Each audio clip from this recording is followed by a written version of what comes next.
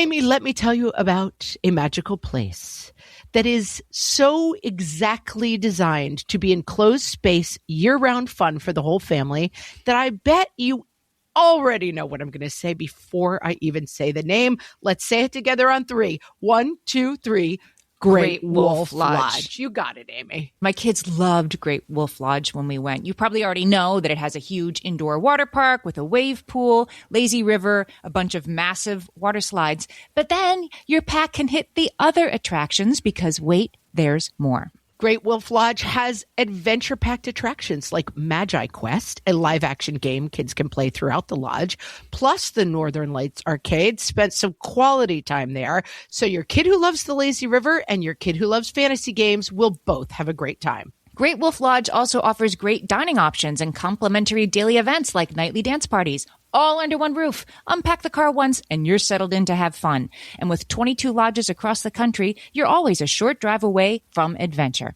We've both had such great times at Great Wolf Lodge, so bring your pack together at a lodge near you. Learn more at greatwolf.com and strengthen the pack.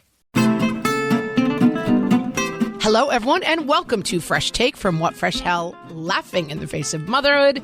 This is Margaret. And this is Amy. Today we're talking to Kendra Adachi, better known as the Lazy Genius. She is the host of the Lazy Genius podcast. She is the 2-time New York Times bestselling author of The Lazy Genius Way and The Lazy Genius Kitchen. Kendra lives in North Carolina with her husband and 3 kids.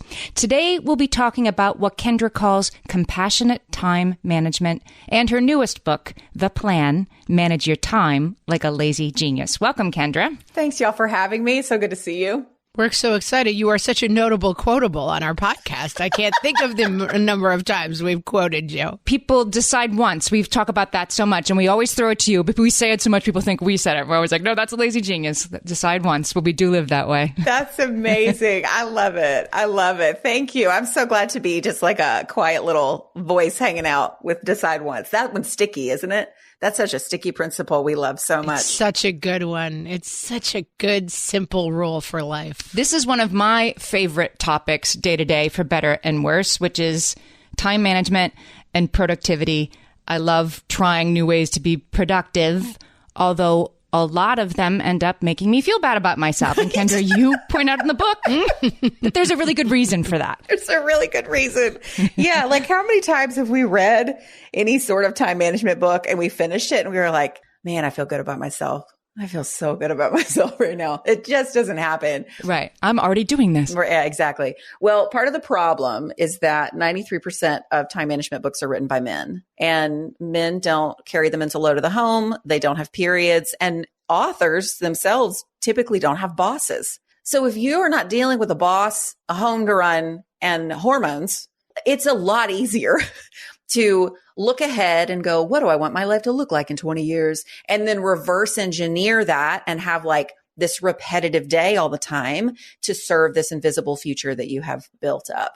And that is just not the reality for women, nor do I think it has to be the reality for everyone. I just want there to be permission for people to not have greatness be the goal. Greatness and optimization and mastery of your time is the goal that is set before us by the industry. And I think maybe we need a different goal. Maybe that's part of the problem. It is that we have one typical type of lifestyle and person speaking into time management, but also like maybe the system's a little wonky for most people, and we need to rethink what actually matters here. I wouldn't pick up a time management book if you bribed me with it. I mean, we are so opposite in that way. And I will say, I read this book because it was a book that was going to be on the podcast. We obviously know and love you.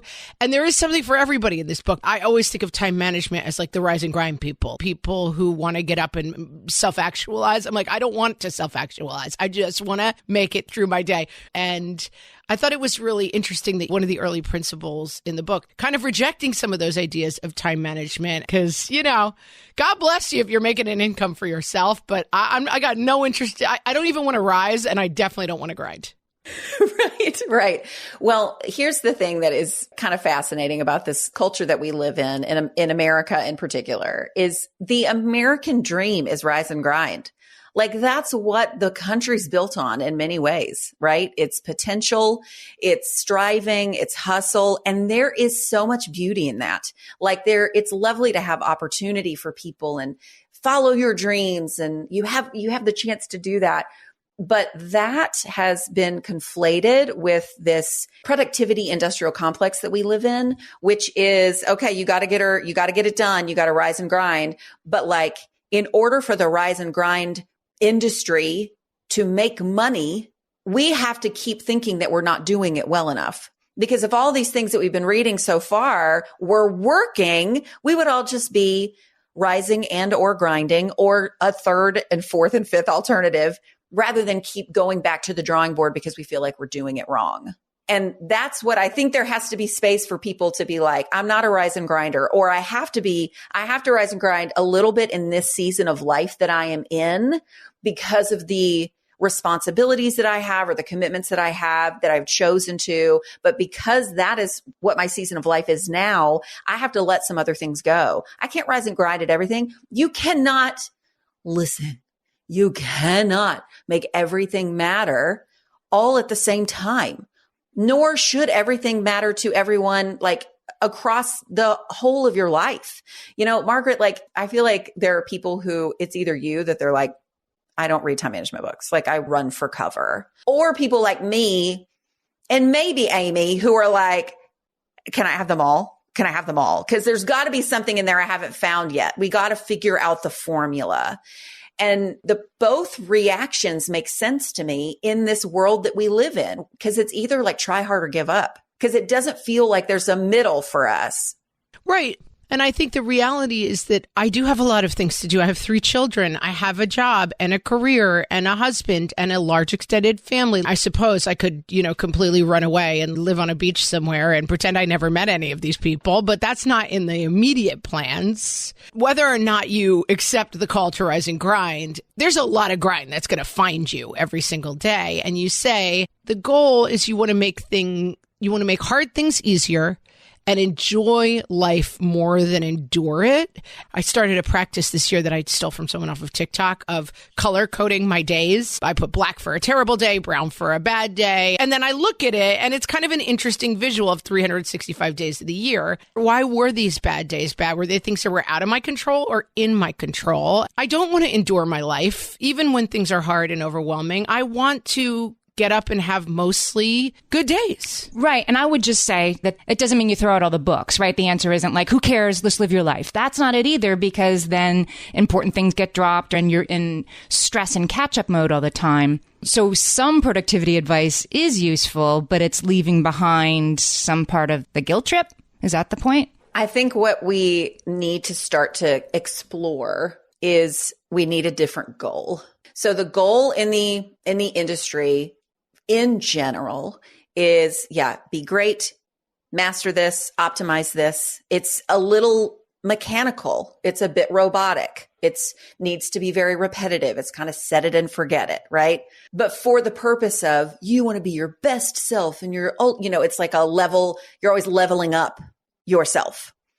And I'm offering, perhaps for some of us, the goal instead is integration, meaning let's be who we are where we are today, no matter what the circumstances are, because we can't control a lot of those. Like, I love that line, the grind will find you. That's right. Such a good, you need to write that down. That is such a good line, because it will absolutely find you. And so what I know happens for me, like if I were to color code my days and I were to look at those bad days, the bad days, quote unquote, are typically days where I did not accomplish all I set out to accomplish, or I didn't check off all the boxes mentally or on actual paper that I set out to do. And I kind of feel like was not enough in some capacity that day.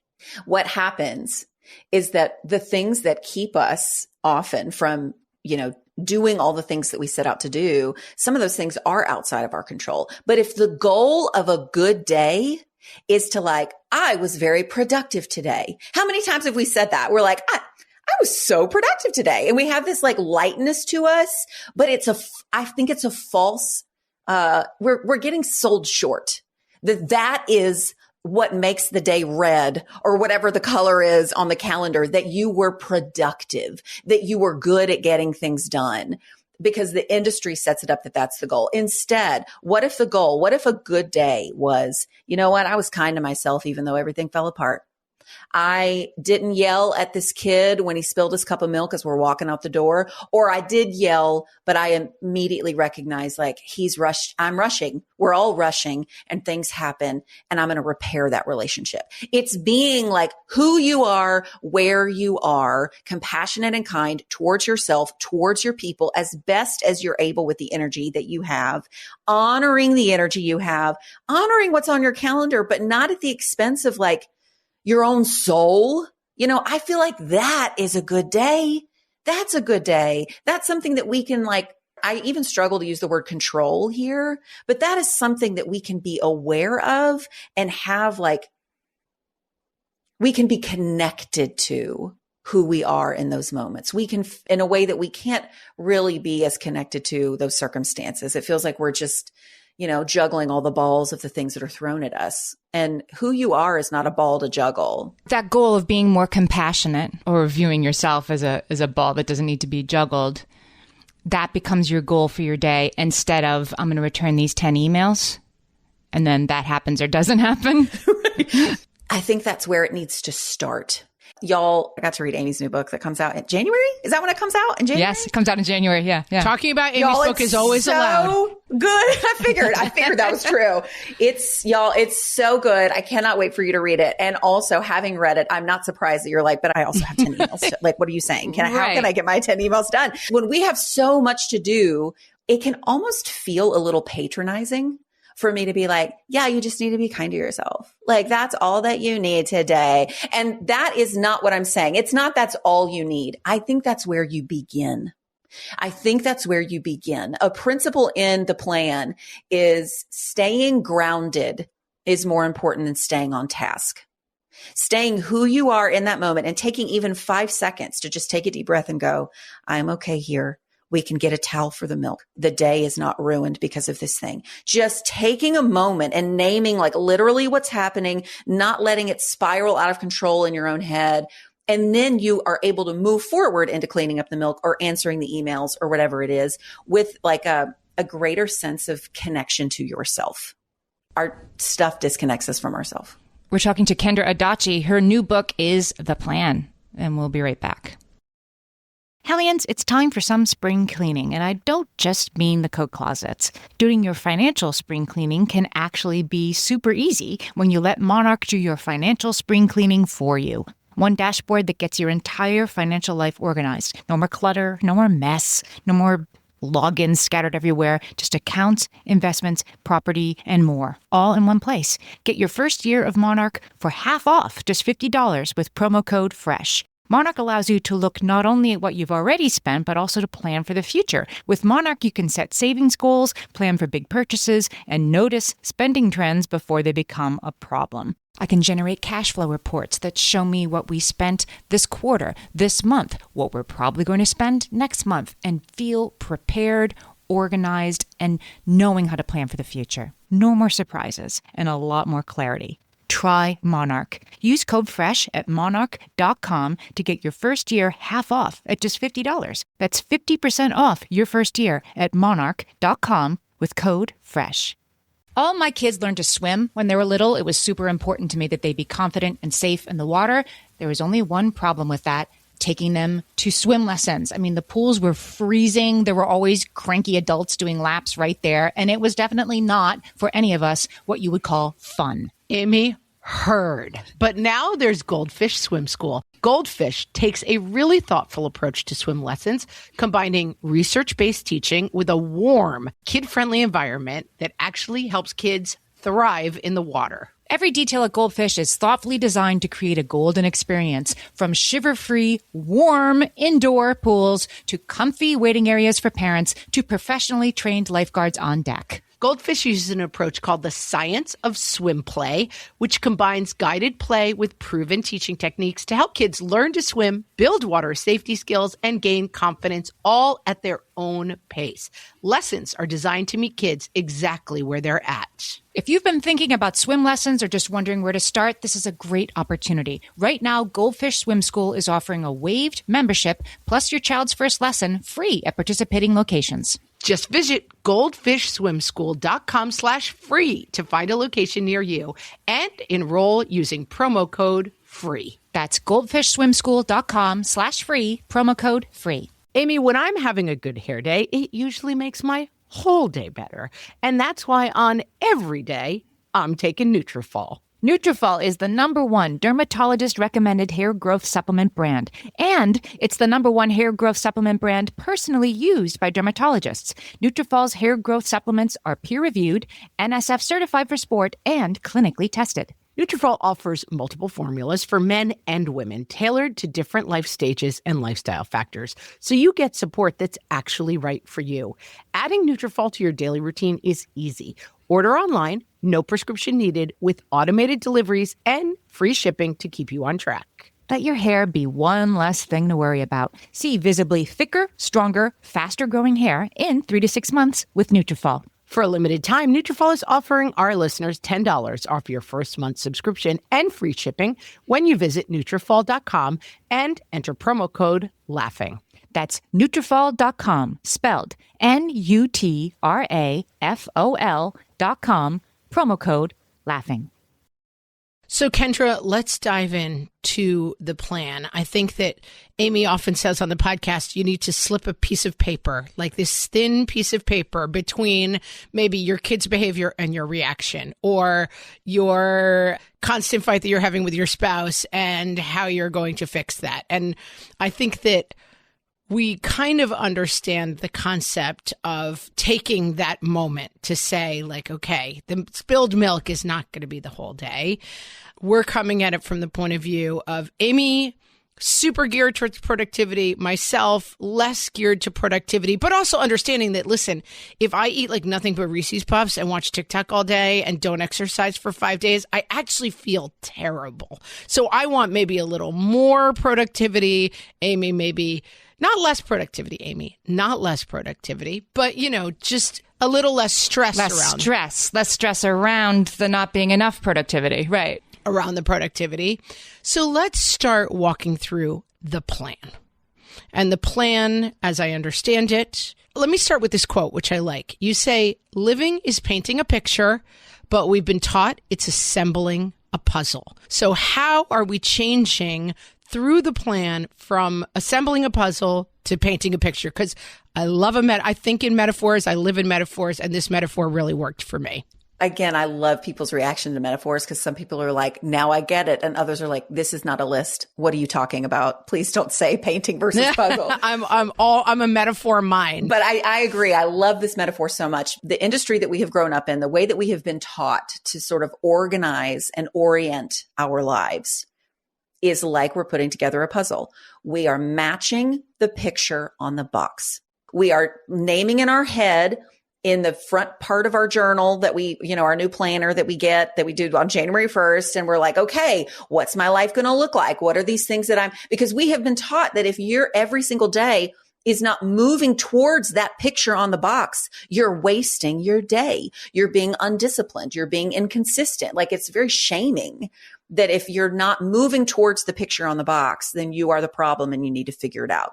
The other thing about puzzles is, like, think about the last time you put a puzzle together and there was a piece missing, and how the whole thing was like, well, that was the biggest waste of time ever. Like, the exacting completion of the puzzle is the goal. The process, you're like, well, the process is fine, but there's nothing responsive or creative about the process of putting a puzzle together. It's very mechanical and detached. This goes here. This is right. This is wrong. It's very linear. And again, it's matching the picture on the box. I don't know about you, but the thing that I thought my life might look like 5 years ago to now, you know, like if you look back at 5 years ago, Kendra, What's your life going to look like in 5 years? I wouldn't have been able to say all these things. 10 years for sure.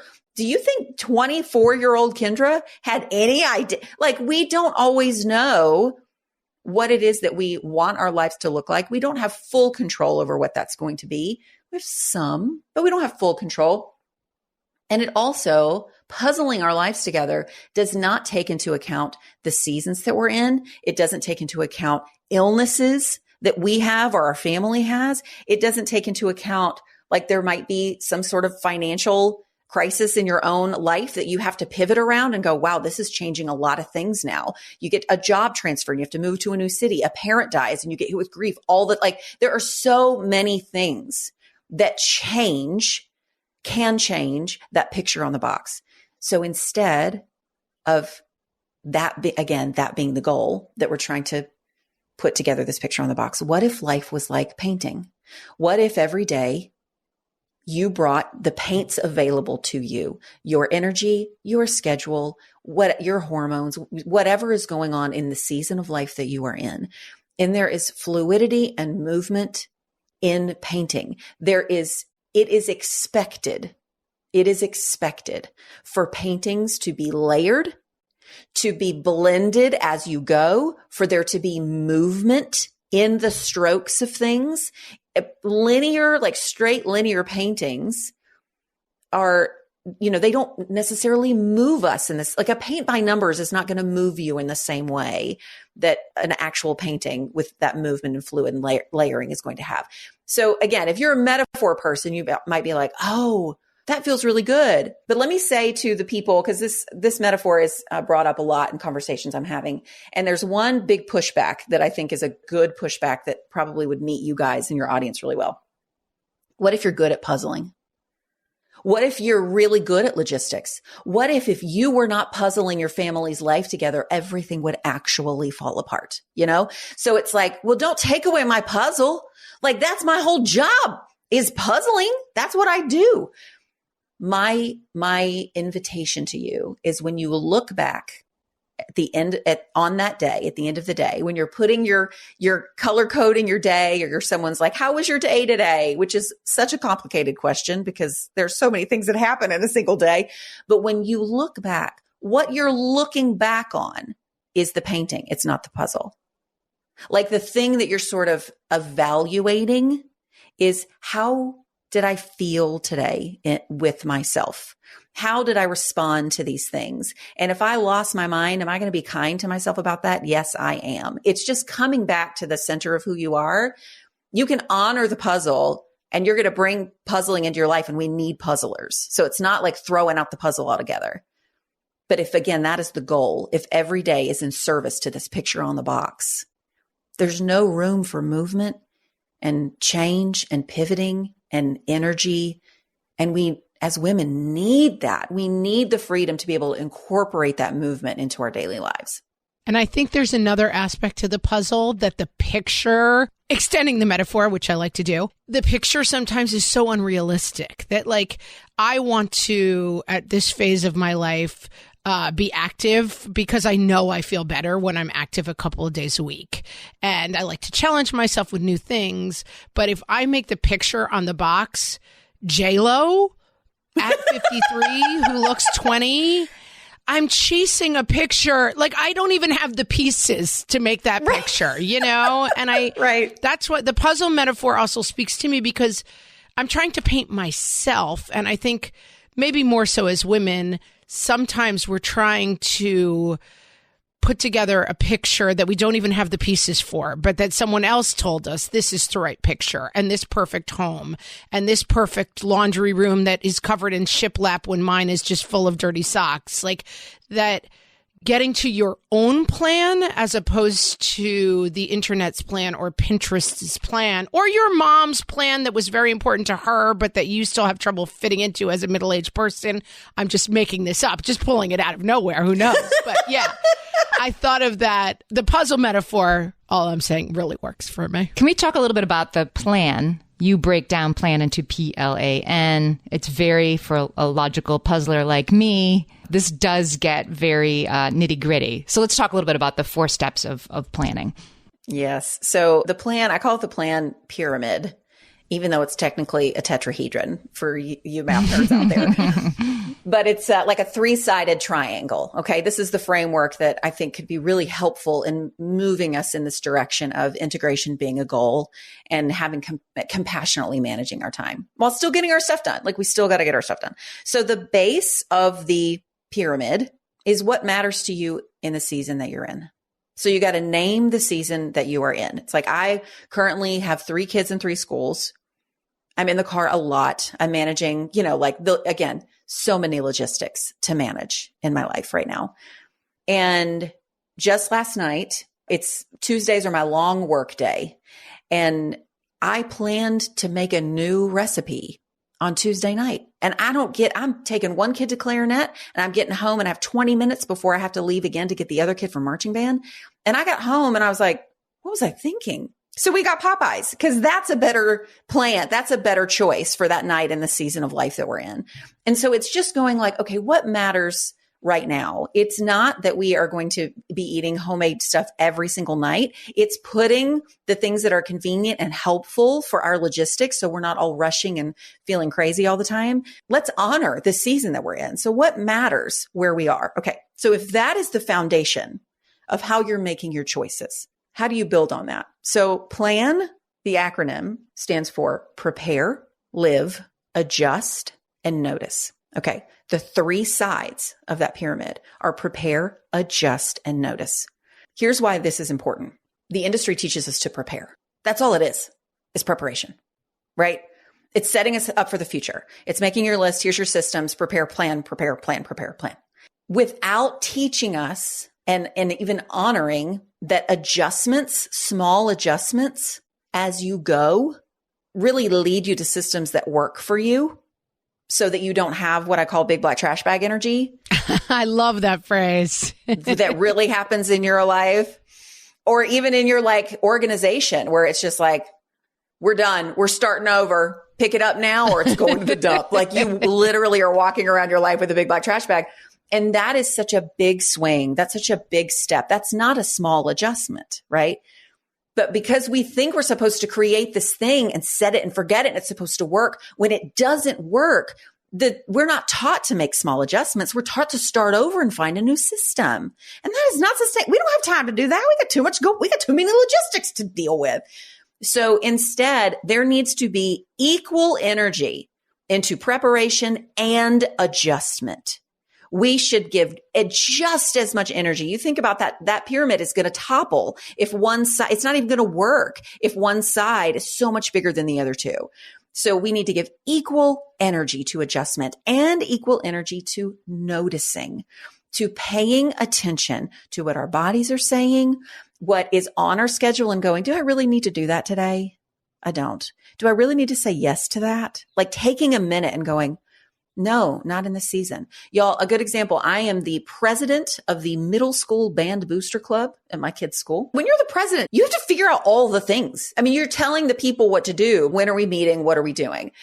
And I have one kid in middle school now and one who just started high school. The high school booster club just started meeting. One might assume that the president of the middle school band booster club would join the high school and be part of that. She did not.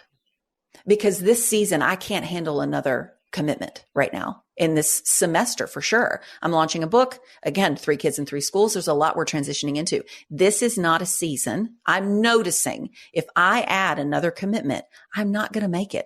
Like it's just not wise for me to do. And the booster club in high school is not going to fall apart if I don't attend the meetings. Like it's going to be fine.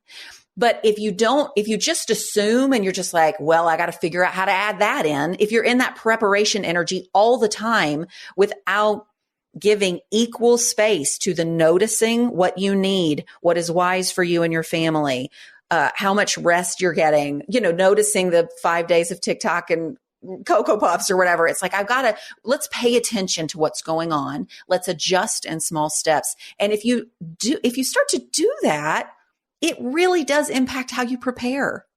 It changes what the list looks like. It changes how you feel toward it. You're honoring the season of life you're in. You're going, this is not for now.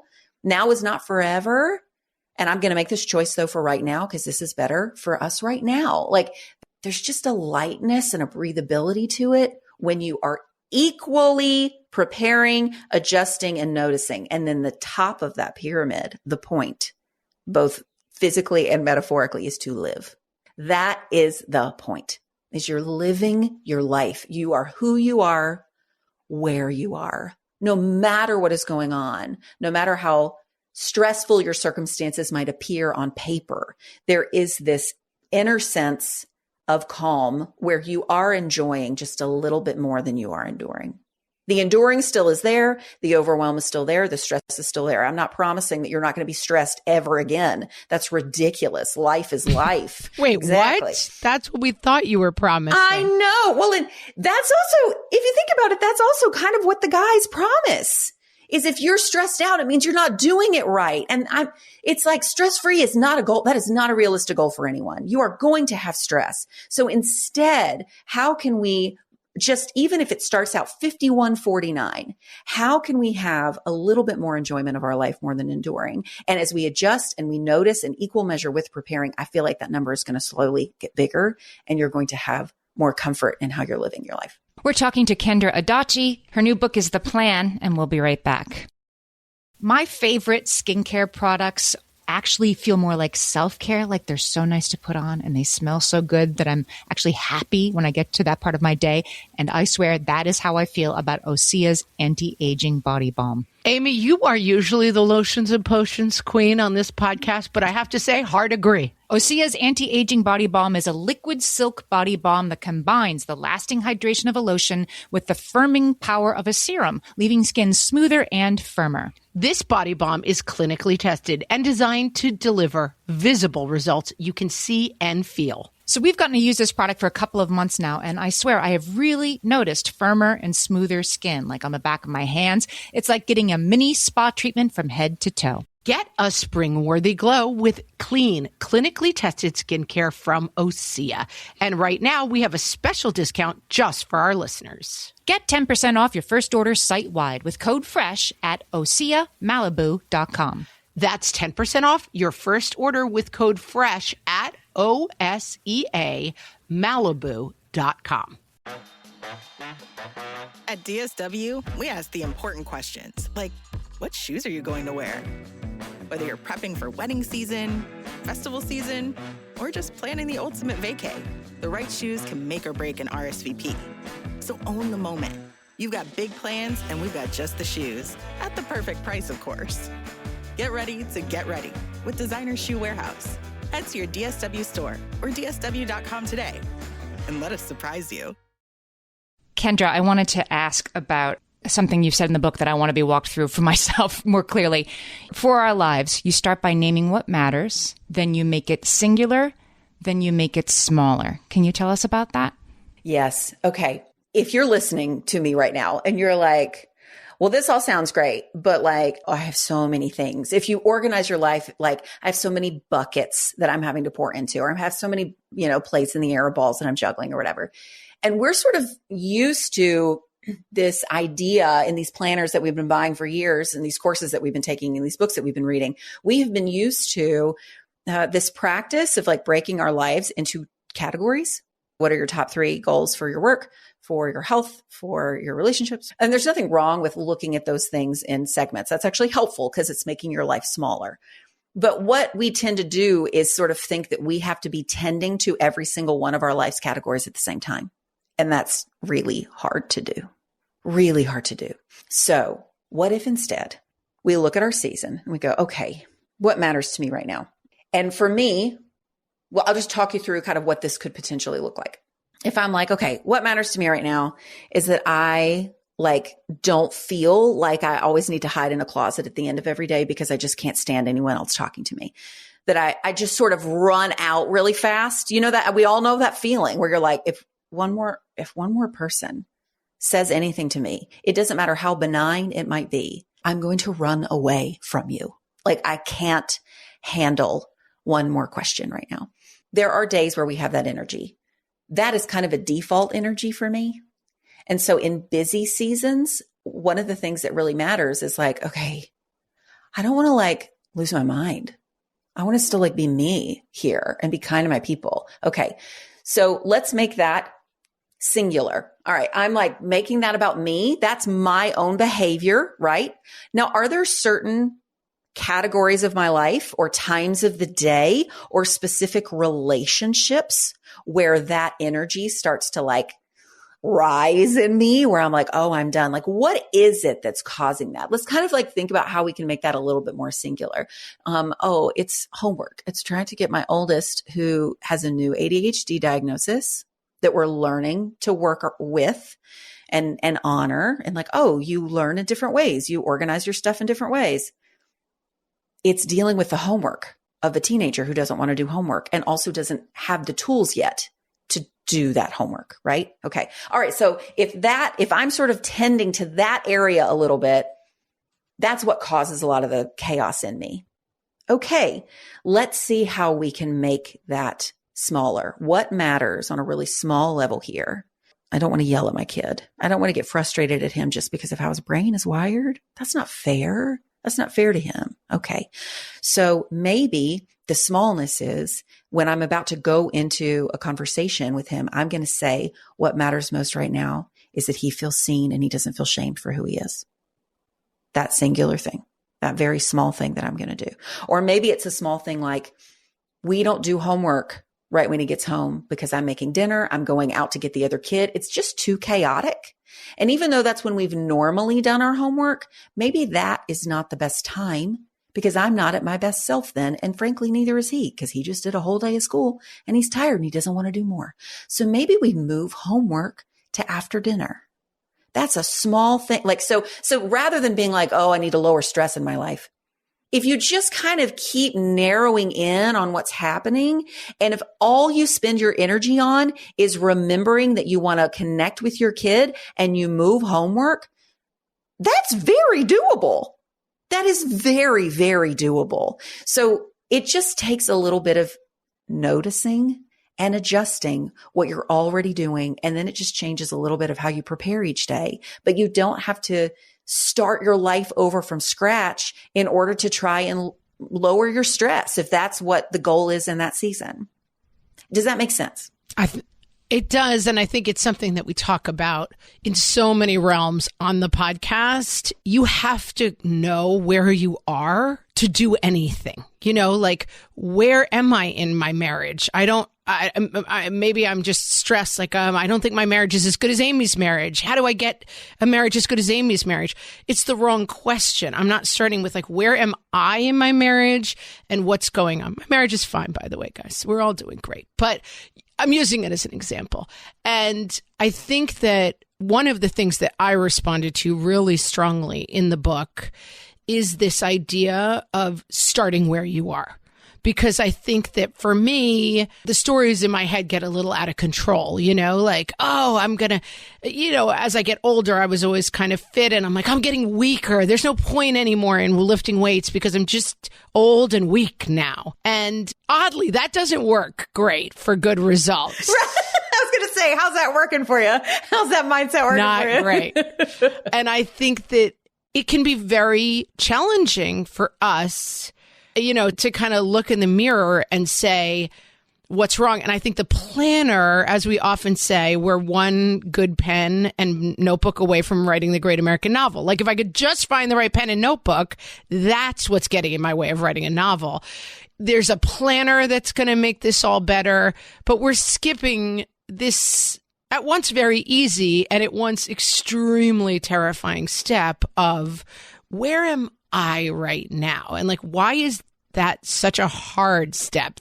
And we do this with like, where is my kid right now? Where is my spouse right now? Where are my aging parents right now? Like it's hard to ask these true questions, but why is it so essential to the plan? Because this lit me up. I was like, oh, I get this. And I know this is where I struggle. Yeah. Starting where you are is, again, it's so antithetical to the potential hustle culture that is around us. We're always striving to level up ourselves. If you decide, no, that's not my goal. That's not my goal. I have a different goal.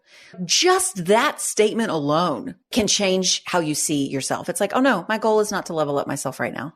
It's not. So what is it then? where am I? What is going on here? One of the principles in the plan is external solutions cannot solve internal problems. The perfect planner. Oh, say it again for the people in the back. That is exactly right. Yeah. The problem is not that you don't have this external system. And it's not, I don't even want to say that like, yeah, the problem is inside you. Because honestly, the problem when it comes to time management is not you. It's the system that we're in. It's the industry that has taught us these things. It's not your problem. It is not you. There is a very narrow window of normative time management that most of us do not fall into. And so we need a different way of seeing it, which is why starting from where you are instead of from an invisible future and having a goal be, let's be integrated. Let's be whole today. Let's be connected to ourselves today as we get our stuff done. Let's do that instead of trying to be great. If you change the goal and you change where you start, it's a completely different, it's not even a race. Theirs is a race. Ours isn't even a race. We're just living.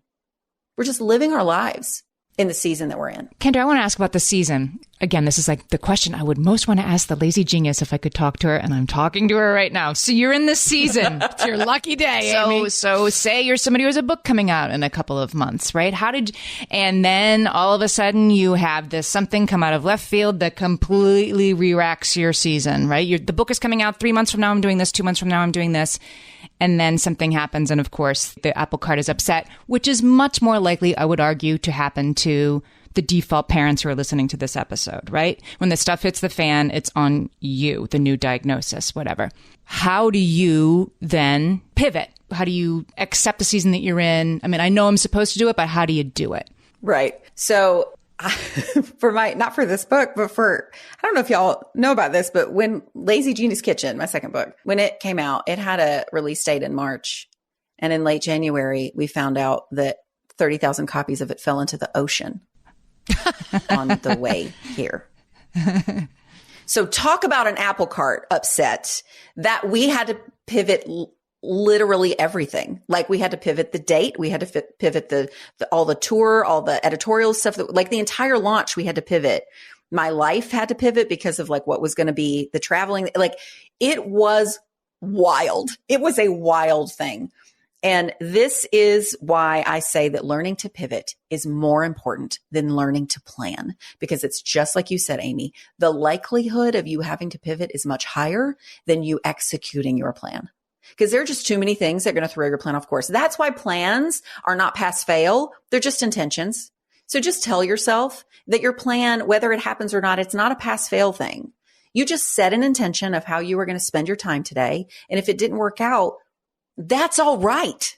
Like you don't fail at the day. That doesn't mean the day has to be a black day or a brown day.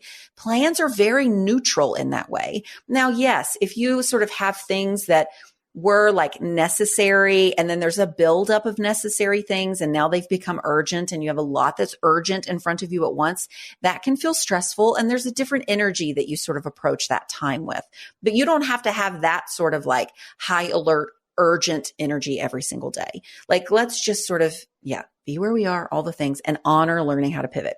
So in the plan, and I have a whole podcast episode about this as well, but there are some steps on how to pivot kind of in a way that is helpful.